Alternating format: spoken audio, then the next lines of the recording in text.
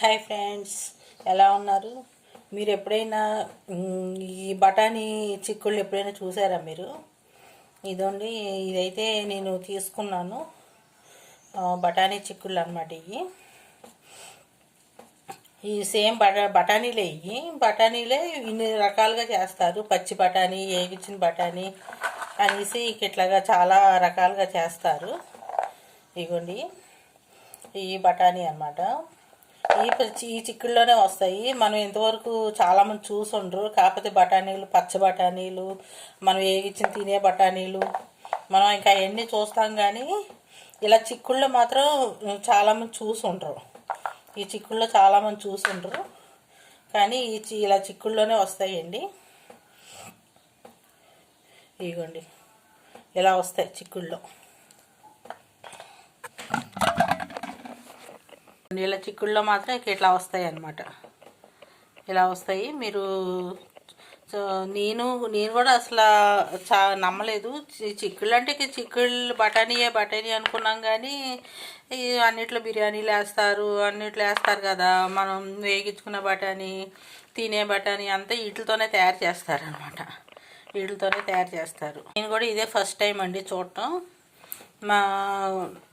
మా కూరగాయలు ఇచ్చిన అతను మాకు ఇట్లా తీసుకొచ్చారు. ఇదండి బఠానీ తీసుకోండి అని ఇచ్చారు. ఇదండి ఇట్లా వస్తుంది. మనం ఎక్కడ సెల్లో చూసినా, టీవీలో చూసినా ఇలా కనిపిస్తుంది.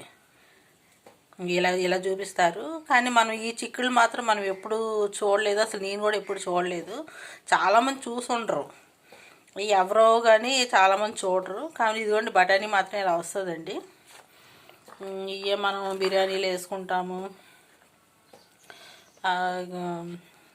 చాలా ఇట్లు వేసుకుంటాం కదా. పచ్చి బఠానీ అని, ఏగిచ్చిన బఠానీ అని కూరల్లో వేసుకుంటాం. ఇవన్నీ కొంచెం ఎండబెట్టి, కాకపోతే అట్లా చేస్తారు. ఈ చిక్కుళ్ళు మాత్రం ఇలాగే ఉంటాయండి. బఠానీలు ఇలా చిక్కుల్లో ఉంటాయి. మీకు ఇట్లాగా చిక్కుల్లో ఇలా బఠానీ వస్తుందని మీకు ఎంతమందికి తెలుసండి? చాలామందికి తెలియదు, కానీ ఎవరికో కానీ తెలియదు. అసలు నాకు కూడా ఇదే ఫస్ట్ టైము తెలియటం. ఇదంటే చక్కగా ఇలా టీవీల్లో, సెల్లో ఇలా చూపిస్తారు.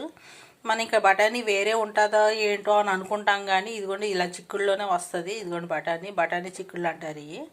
ఇక ఈ బఠానీలకి అన్నిట్లో వాడతారు. ఇక నేనైతే తీసుకున్నానండి. ఇదిగోండి,